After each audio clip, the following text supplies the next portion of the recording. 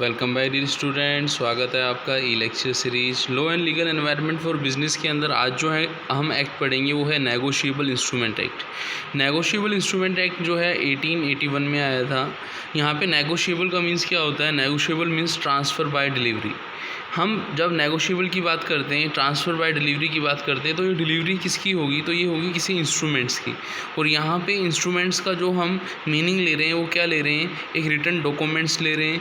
एक written documents है जिससे हम क्या करते हैं? राइट का क्रिएशन करते हैं, फेवर ऑफ सम पर्सन करते हैं। तो यदि कोई आपसे पूछे नेगोशिएबल इंस्ट्रूमेंट है क्या, तो नेगोशिएबल मीन्स ट्रांसफरेबल और इंस्ट्रूमेंट्स मीन्स रिटन डॉक्यूमेंट्स। तो ऐसा डॉक्यूमेंट जो बाय डिलीवरी क्या है? ट्रांसफरेबल है, उसको हम क्या बोलते हैं? नेगोशिएबल इंस्ट्रूमेंट बोलते हैं। अब बात ये आती है कि सर ये जो हम इंस्ट्रूमेंट यूज़ में लेंगे ये कौन से ट्रांजेक्शन के अंदर यूज़ में लेंगे? तो इसका आंसर ये है कि ये जो हम इंस्ट्रूमेंट डॉक्यूमेंट जो यूज़ लेते हैं वो certain type of commercial transaction के लिए यूज़ में लेते हैं, मॉनेटरी ट्रांजेक्शन के लिए यूज़ में लेते हैं। उन्हीं को हम क्या बोलते हैं? नेगोशिएबल इंस्ट्रूमेंट बोलते हैं। जब हम एक्ट की बात करते हैं तो एक्ट में जो डेफिनेशंस दिए हैं सेक्शन 13 सबसेक्शन 1 के अंदर दिया है कि नेगोशिएबल इंस्ट्रूमेंट्स क्या है। Negotiable instruments include means A promissory notes, bill of exchange और चेक, कि उसमें promissory notes, bill of exchange या चेक को इंक्लूड करते हैं। फिर हम बात करते हैं कि ये जो हमारे पास नेगोशिएबल इंस्ट्रूमेंट, चाहे वो प्रोमिसरी नोट्स है, चाहे वो बिल ऑफ एक्सचेंज है, चाहे वो चेक है, तो उसके फीचर्स क्या होंगे? तो फीचर्स आप देखें तो सबसे पहला फीचर्स क्या आ रहा है एसेंशियल फीचर के अंदर कि negotiable instrument must be in writing, कि वो लिखित में होने चाहिए, ठीक है ना। जैसे टाइप होने चाहिए, प्रिंटेड होने चाहिए, ठीक है ना। Negotiable instrument must be sign by the maker और ड्रॉअर, कि जिस इंस्ट्रूमेंट्स के जो पर्सन ने साइन किया है, जिसको हम ड्रॉअर या मेकर बोलते हैं, उसका साइन होना ज़रूरी है।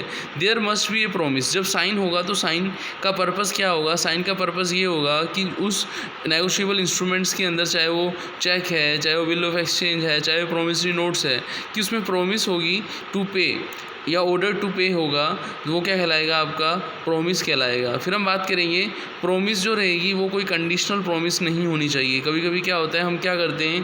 प्रॉमिस को कंडीशनल कर देते हैं। तो यहाँ पे कंडीशनल प्रॉमिस के लिए क्या कर रखा है? मना कर रखा है। The conditional instrument is not a negotiable, कि यदि कोई कंडीशनल इंस्ट्रूमेंट इशू हुआ है तो नेगोशिएबल इंस्ट्रूमेंट नहीं माना जाएगा। फिर हम बात करेंगे कि नेगोशिएबल इंस्ट्रूमेंट जो होते हैं उनका पेमेंट इन मनी होता है। इफ़ द प्रॉमिस या order is for anything else, instrument is not negotiable. The instrument must not only to call for the payment in money but also free for certain sum. हम negotiable instrument की जब हम बात करते हैं तो negotiable instrument के अंदर जो fixed amount है उस amount के payments की भी बात की जाती है। उस अमाउंट का पेमेंट ऑन डिमांड भी हो सकता है, जो भी पर्टिकुलर टाइम है उस टाइम पर भी हो सकता है, ठीक है ना, और फ्यूचर टाइम के अंदर भी हो सकता है। और ये जो पेमेंट होगा ये जो दोनों पार्टी हैं उसकी कन्वीनियंट के हिसाब से होगा, ठीक है ना। Negotiable instrument not an action because the day of payment may not arrive. The requirement that there must be time certain to arrive does not mean that instrument must specify a fixed payment date, कि यहाँ पे जब हम payment की बात करते हैं तो पेमेंट की डेट क्या होनी चाहिए? फिक्स होनी चाहिए। उसमें मैच्योरिटी का जो टाइम होना चाहिए वो क्या होना चाहिए? फिक्स होना चाहिए। The negotiable instrument must be payable to order or bearer.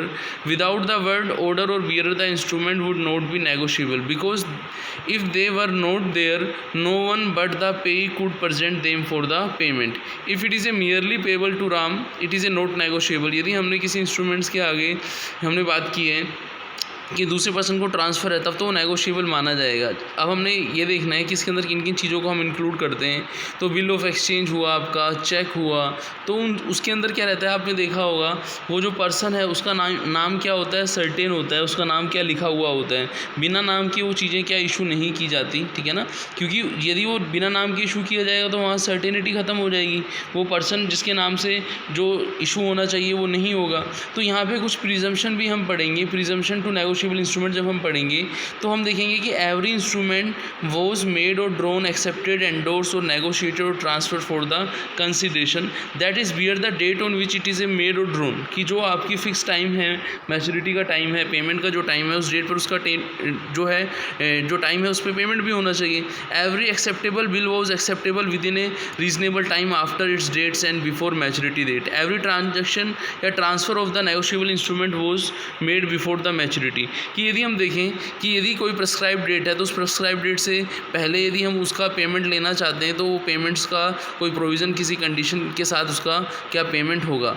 Where negotiable instrument has been lost और destroy that is was duly stamped and the stamp was duly cancel, कि यदि कोई आपका इंस्ट्रूमेंट डिस्ट्रॉय हो जाता है तो यदि आपने उसको ऑलरेडी स्टैम्प किया हुआ है तो उसका स्टैम्प भी क्या माना जाएगा, कैंसिल माना जाएगा। जब हम बात करेंगे प्री अजम्पशन की बात करेंगे कि नेगोशिएबल इंस्ट्रूमेंट वैलिड होता है वो किसी ऑर्डर के अंदर होता है, उस पर जो अमाउंट होता है वो उसके लिए जो पर्सन प्रॉमिस करता है वो वैलिड होता है, ठीक है ना, उसके लिए वो एक दूसरे पर मुकदमा भी कर सकते हैं उस अमाउंट के रियलाइज़ करने के लिए। तो यहाँ पे देखें कि जो लीगल रिलेशनशिप है वो क्रिएट होती है नेगोशिएबल इंस्ट्रूमेंट्स की हेल्प से। अब नेगोशिएबल इंस्ट्रूमेंट्स के अंदर हम जो पढ़ेंगे, जैसे हम देखें प्रोमिसरी नोट्स को हम पढ़ेंगे, हम बिल ऑफ एक्सचेंज को पढ़ेंगे, हम चेक को पढ़ेंगे, तो इनके बारे में वन बाय वन हम यहाँ पे समझेंगे। तो शुरुआत करते हैं सबसे पहले प्रोमिसरी नोट्स। तो प्रोमिसरी नोट्स के बारे में सेक्शन 4 के अंदर बताया है, an instrument to be a promissory notes, कि एक इंस्ट्रूमेंट प्रोमिसरी नोट्स तभी माना जाएगा जब वो किस में हो, राइटिंग में हो, वो राइटिंग में हो।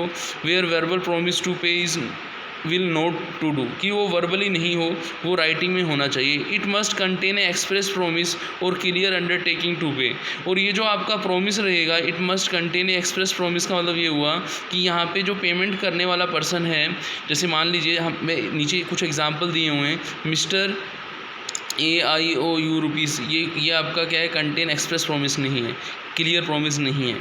आई एम एबल टू पे टू यू, यहाँ पे भी आपका एक्सप्रेस नहीं है। I have taken from you, ये भी एक्सप्रेस नहीं है। आई प्रॉमिस टू पे राम इन ए ऑर्डर, ये प्रॉमिस है, ठीक है ना।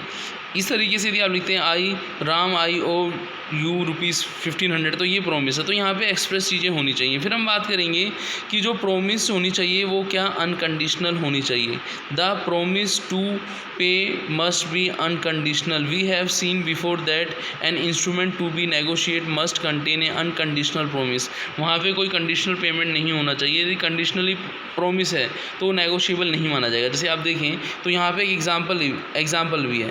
For example, I promise to pay B ₹500 7 day after C's death is not conditional, कि यहाँ पे सी की डेथ के 7 दिन बाद वो उसको पेमेंट करेगा, तो यहाँ पे सी की डेथ जो है कंडीशनल नहीं है। तो आप यहाँ पे देखिए, for C is a certain to die some time or other, कि यहाँ पे सर्टेन नहीं है कि सी की डेथ कब होगी। फिर हम बात करें, the maker must sign the promissory note. जैसा कि हमने फीचर्स देखी तो वहाँ पे हमने देखा था कि साइन होने चाहिए, तो साइन भी होना ज़रूरी है। The maker must be certain person, उस पर्सन का नाम भी होना ज़रूरी है। The pay must be certain person, पे का भी सर्टेन होना ज़रूरी है। The sum payable must be certain, ये तो हमने पढ़ा ही था कि वो जो अमाउंट की बात की जाती है वो सर्टेन होना चाहिए। The amount must not be capable of contingent, की अमाउंट, जैसे हम देखें, if a promise to pay 500 and all other sum which shall be due to him to pay 180 and all fine according to rules. यदि हम कहें कि जो भी मेरा सम ड्यू है उसके बदले में 180 दे रहा हूँ, तो यहाँ पे सर्टेन नहीं है, ठीक है ना, 500 की सर्टेन नहीं है, तो वहाँ पे वो चीज़ें सर्टेन करनी पड़ेंगी कि कितना अमाउंट ड्यू था, कितना अमाउंट का पेमेंट करना है। तो payment must be in legal money of the country, thus a agreement to pay money or grain deliver by 100 of iron is not a promissory notes, कि यहाँ पे हमने देखा कि पेमेंट की फॉर्म में यदि वो उससे एग्रीमेंट टू पे मनी के लिए वो ग्रेन या फिर डिलीवरी 100 टन ऑफ आयरन की बात कर रहा है, तो ये एक तरीके से आपका सर्टेन प्रॉमिस नहीं है। तो हमने प्रॉमिसरी नोट्स के कुछ फीचर्स पढ़े थे। इसके अंदर हम नंबर की बात करें, हम प्लेस की बात करें, other matters form like number, place, date are usually found given in a notes but they are not essential in a law. तो ये हमने प्रोमिसरी नोट्स के अंदर पढ़ा कि ये चीज़ें होनी चाहिए। अब हम समझेंगे बिल ऑफ एक्सचेंज। तो बिल ऑफ एक्सचेंज की हम कंडीशंस देखें तो यहाँ पे भी है, it must be in writing, it must be sign by the drawer and pay must be certain, the sum must be certain, जो सम है वो भी सर्टेन होना चाहिए। It should be properly stamp भी होना चाहिए। It must contain express order to pay भी होना चाहिए। हमने प्रीवियस एग्जांपल जो लिए थे वहाँ पे आप एक्सप्रेस के एग्जांपल दोबारा वही चीज़ें यहाँ पे बता सकते हैं। जैसे I shall be highly oblige to if you make it convenient to pay ₹100 to Suresh. Mister Ramesh please let the bearer have 1000 rupees and place it to my account and oblige. तो आप ये देखें तो यहाँ पे जो केस दिए हैं, there is a no order to pay but only request to pay, तो ये आपका पेमेंट नहीं माना जाएगा। यदि हम ऑर्डर टू पे की बात करें, please pay 500 to the order of A, ये ऑर्डर माना जाएगा। Mister A will oblige mister C by paying the order of P.